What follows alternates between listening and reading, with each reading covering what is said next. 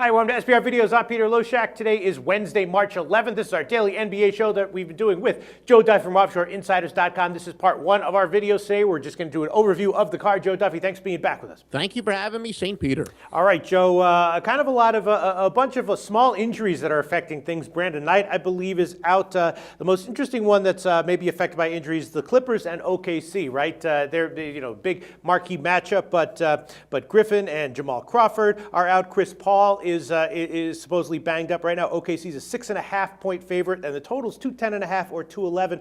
I was thinking, maybe, the Clippers have been a big under trender recently. OKC's been a big over trender recently. OKC is a 7-2 over their last night, but the Clippers are very banged up. I was thinking, scratching my head, maybe the under this high total might be worth a shot. What's your take on Clippers OKC? Certainly with all those key players who have been in and out of the lineup, as I said, the chemistry really shows up, I think, first and foremost on offense or lack of chemistry.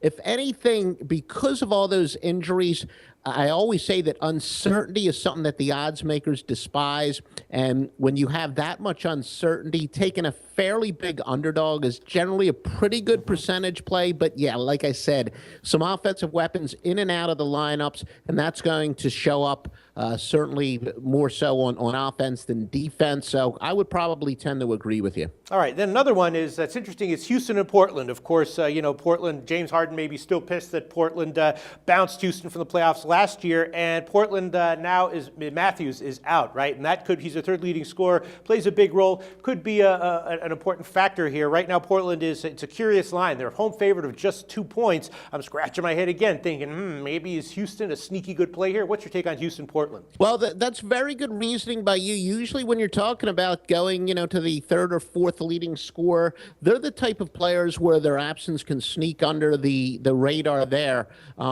So yeah, it's really tough to disagree with that. As in fact, I'm getting the lines up right now, but yeah, that's probably a pretty good percentage play as well. Yeah, and then Brooklyn, Miami, Hassan Whiteside's going to be out for this one, but Dragic might be back, and it's an interesting card. Before we get to the picks, is there any other game that you have intel on that you think is particularly noteworthy?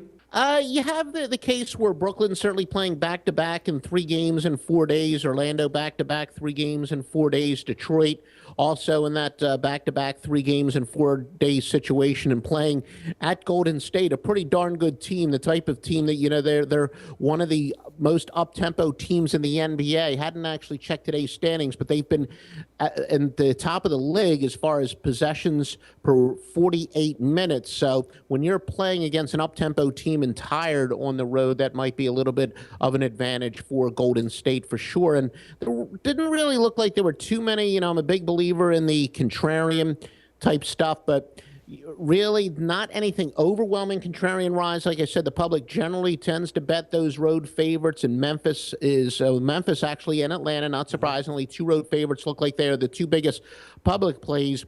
Atlanta at 81% and Memphis at 78%. But, as a general rule of thumb, contrarian plays, we put a lean against who the public is going against, but there's not a lot of corroborating stuff that makes me want to really ride the contrarian plays there. All right. Well, yeah, you mentioned Golden State being the leader in possessions, but they're 2-12 over their last 14 games. Doing a strong under trender recently, and Detroit's also 8-1 over under in their last 11. So I was just not necessarily leaning towards the under, but sort of, I'd say, looking at it right now. It's 204. It's down a point and a half from 205.5. So that's interesting to consider. All right, Joe. Thanks for your thoughts. Now let's move on to the picks for Wednesday, March 11th.